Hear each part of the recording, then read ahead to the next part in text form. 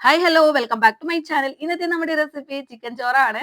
മുമ്പേ ഞാൻ ഇതുപോലെ ഒരു റെസിപ്പി ചെയ്തിട്ടുണ്ട് ബീഫ് വെച്ചിട്ട്. ഇറച്ചിച്ചോറ് എന്ന് പൊതുവേ പറയുന്ന ഒരു ഐറ്റം ആണ് കേട്ടോ ഇത്. അപ്പൊ ചിക്കൻ വെച്ച് ഉണ്ടാക്കുന്നത് എന്താണെന്ന് വെച്ചാല് നമ്മൾ ഇറച്ചി കഴിക്കാത്തവർ, അതായത് ബീഫ് കഴിക്കാത്തവരുണ്ടാവും, ചില അലർജി പ്രശ്നങ്ങളോ അല്ലെങ്കിൽ ഇഷ്ടമില്ലാത്തതുകൊണ്ടോ കഴിക്കാത്തവരുണ്ടാകും. അപ്പൊ അവർക്കും കൂടെ വേണ്ടിയിട്ടാണ് കേട്ടോ. അപ്പൊ അടിപൊളിയായിട്ട് നല്ല ടേസ്റ്റി ആയിട്ട് തന്നെ ചിക്കൻ ചോറും റെഡിയാക്കി എടുക്കാം.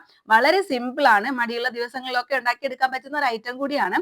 അപ്പൊ ഇതേ ഒരു ബൗളിലോട്ട് 2 ഉള്ളിയും, അതായത് വെല്ലുള്ളിയും, 2 വെല്ലുള്ളിയും, 2 നല്ലതുപോലെ പഴുത്ത 2 തക്കാളിയും, 2 മീഡിയം സൈസിലുള്ളതാണ് കേട്ടോ. ഒരു 2-2.5 അളവിൽ ഉള്ളി വേണമെങ്കിൽ എടുക്കാം.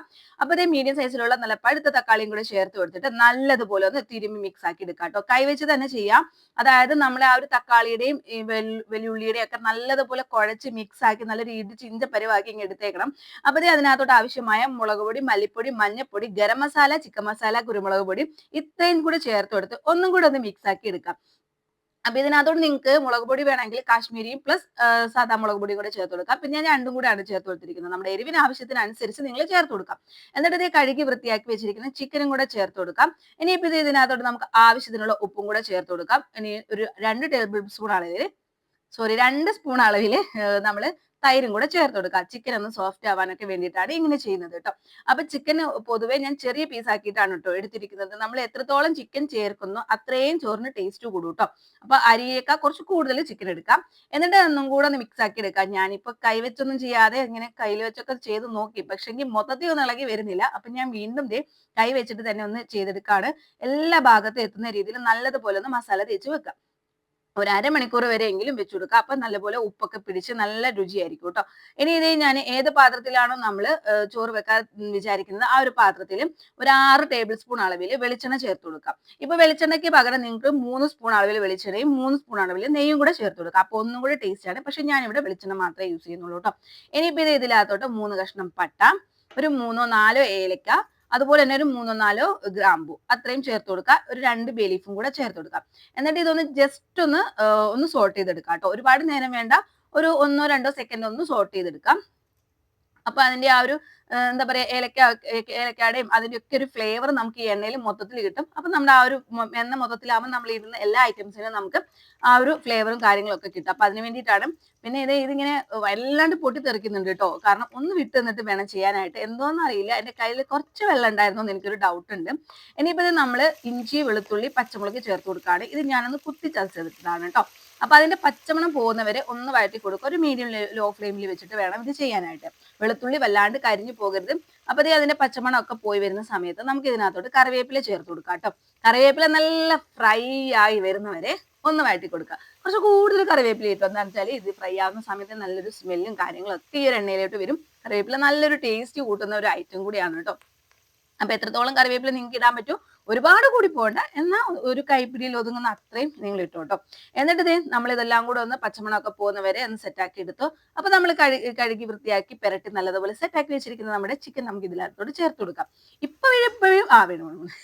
ഓക്കെ, അപ്പൊ ഞാനിത് ഒന്ന് ഇളക്കി കൊടുക്കാണ് കേട്ടോ. അപ്പൊ നമ്മള് ചിക്കനും നല്ലതുപോലെ ഒന്ന് ഇളക്കി കൊടുത്തോണ്ടിരിക്കുക.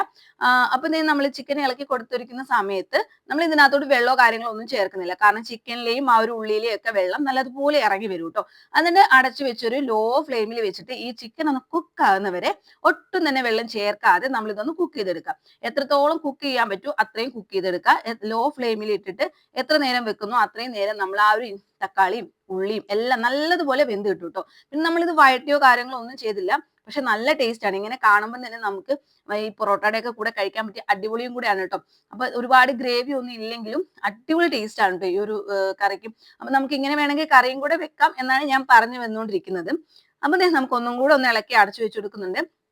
ഇങ്ങനെ ഇടയ്ക്ക് നിങ്ങൾ ഇളക്കിക്കൊണ്ടേ ഇരിക്കണം കേട്ടോ. ഇല്ലെങ്കിൽ അടുക്കി പിടിക്കാൻ ചാൻസ് കൂടുതലാണ്.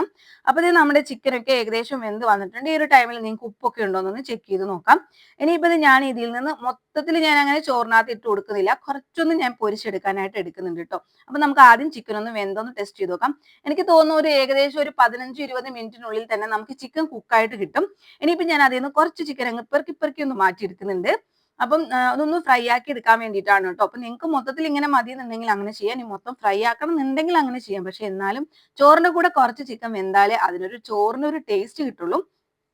അപ്പൊ ദേ മൊത്തത്തില് ഒന്ന് നല്ലൊരു എണ്ണയൊക്കെ തെളിഞ്ഞു വന്ന് നല്ല അടിപൊളിയായിട്ട് നമുക്ക് കിട്ടിയിട്ടുണ്ട്. ഇനിയിപ്പോ ഇതിനകത്തോട്ട് ആവശ്യത്തിനുള്ള വെള്ളം ഒഴിച്ചു കൊടുക്കാം.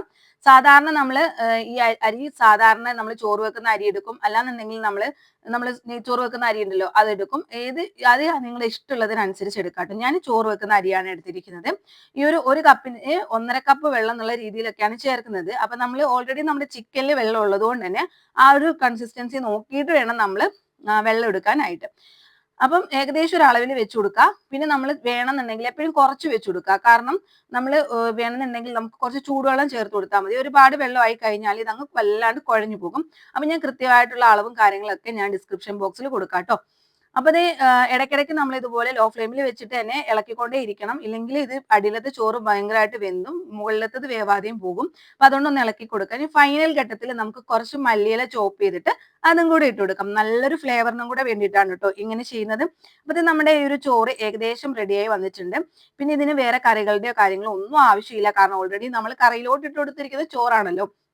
അപ്പൊ അതിന്റെ ഗ്രേവിയും കാര്യങ്ങളും എല്ലാം തന്നെ ചോറിനകത്തോട്ട് പിടിച്ചിട്ടുണ്ടാവും. ഈ ഒരു ടൈമിൽ വേണമെങ്കിൽ നിങ്ങൾക്ക് ആവശ്യത്തിന് ഉപ്പും കൂടെ നോക്കിയിട്ട് ഇല്ലാന്നുണ്ടെങ്കിൽ ഉപ്പും കൂടെ ചേർത്ത് കൊടുക്കുക. എന്നിട്ട് നല്ലതുപോലെ ഒന്ന് അടിമേലെ മറിച്ച് ഇളക്കി നല്ലതുപോലെ ഒന്ന് തല്ലിപ്പൊത്തി വീണ്ടും ഒന്ന് ആ വെള്ളമൊക്കെ ഒന്ന് വറ്റി നമ്മൾ ഒന്ന് കുക്കായി വരുന്നവരെ ഒന്ന് വെയിറ്റ് ചെയ്യാം. ഇപ്പൊ ഈ ഒരു സമയത്ത് നിങ്ങൾക്ക് നോക്കുമ്പോൾ വെള്ളം വേണമെന്ന് തോന്നുവാണെങ്കിൽ ഒരു 1/4 ഗ്ലാസ് വെള്ളം നല്ല തിളപ്പിച്ചിട്ട് തന്നെ ചേർത്ത് കൊടുക്കാം.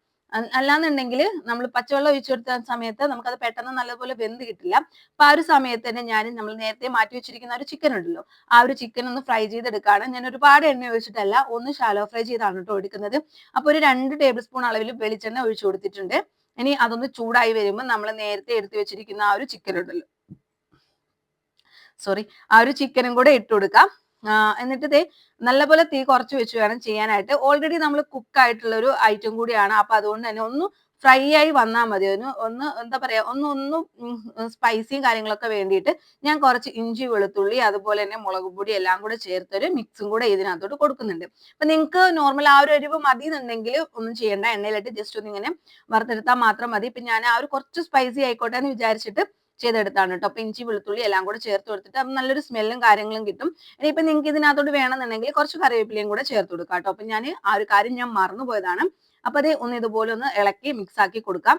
എന്നിട്ട് കുറച്ചു നേരം ഒന്ന് വെച്ചു കൊടുക്കുക ഈ എണ്ണയിൽ ഒന്ന് റെഡിയായി വരാൻ വേണ്ടിയിട്ട്. എന്നിട്ട് വേണമെന്നുണ്ടെങ്കിൽ നമ്മൾ ഒന്ന് തിരിച്ചും മറിച്ചൊക്കെ ഇട്ട് കൊടുക്കുക. അപ്പൊ എല്ലാ സൈഡും ഒന്ന് മൊത്തത്തിൽ മുരിഞ്ഞു വരണം. ആ ഒരു സംഭവം മാത്രമേ ഉദ്ദേശിക്കുന്നുള്ളൂ. കാരണം ഓൾറെഡി കുക്ക് ആയ ഒരു ഐറ്റം ആണല്ലോ. അപ്പൊ അതുകൊണ്ട് നമ്മൾ ഒന്ന് ജസ്റ്റ് ഒന്ന് ഫ്രൈ ആക്കി എടുക്കുന്നു മാത്രമേ ഉള്ളൂ. ഇപ്പൊ ഇത് ഏകദേശം നമ്മുടെ ചിക്കനൊക്കെ ഫ്രൈ ആയി വന്നിട്ടുണ്ട്. ഇനിയിപ്പോ നമ്മൾ ചോറിന്റെ കാര്യം നോക്കാം. ചോറാണെങ്കിലും നന്നായിട്ട് കുക്കായി വന്നിട്ടുണ്ട് കേട്ടോ. അടിപൊളി ടേസ്റ്റ് ആണ്. എന്താണെങ്കിലും ട്രൈ ചെയ്ത് നോക്കണം. എന്റെ വീഡിയോ നിങ്ങൾ ആദ്യമായിട്ടാണ് കാണുന്നതെങ്കിൽ ഒന്ന് ലൈക്ക് ചെയ്യാനും ഷെയർ ചെയ്യാനും സബ്സ്ക്രൈബ് ചെയ്യാത്തവരുണ്ടെങ്കിൽ ഒന്ന് സബ്സ്ക്രൈബ് ചെയ്യാനും മറക്കരുത് കേട്ടോ. ഇതിന്റെ വീഡിയോസ് ഒക്കെ കുറെ ഞാൻ അപ്ലോഡ് ചെയ്തിട്ടുണ്ട്. കുക്കിംഗ് വീഡിയോസ് ഒക്കെ ഇഷ്ടമുള്ളവര് ഒന്ന് കയറി ചെക്ക് ചെയ്ത് നോക്കാം. ഒരുപാട് റെസിപ്പീസ് ഒക്കെ പോസ്റ്റ് ചെയ്തിട്ടുണ്ട്. പിന്നെ ബീഫ് വെച്ചിട്ടുള്ള ഇറച്ചിച്ചോറിന്റെ റെസിപ്പിയും ഞാൻ ഇട്ടിട്ടുണ്ട്. അതും ലിങ്ക് ഞാൻ ഡിസ്ക്രിപ്ഷൻ ബോക്സിൽ കൊടുക്കാം കേട്ടോ. അപ്പൊ അതെ ഞാൻ ഒന്നും കൂടെ ഒന്ന് ഇളക്കി കൊടുക്കുന്നുണ്ട്. ഒന്നും കൂടെ ഒന്ന് ഫ്രൈ എവിടെയൊക്കെയോ ഇത്തിരി ഒന്ന് ഫ്രൈ ആവണം എന്ന് എനിക്ക് തോന്നി. അപ്പൊ ഞാൻ ഒന്നും കൂടെ ഒന്ന് ഫ്രൈ ആക്കി എടുക്കുന്നുണ്ട്. അപ്പൊ ദേ നമ്മളെ ഇറച്ചിച്ചോറും കാര്യങ്ങളൊക്കെ സെറ്റ് ആയിട്ടുണ്ട്. അടിപൊളി ടേസ്റ്റ് ആണ് കേട്ടോ. അപ്പൊ ചിക്കൻ ഒക്കെ കിടന്ന് നല്ല സോഫ്റ്റ് ആണ്. അപ്പൊ എന്തായാലും ട്രൈ ചെയ്ത് നോക്കുക. അടുത്ത വീഡിയോ ആയിട്ട് വരുന്നവരേക്കും thank you. Thanks for watching.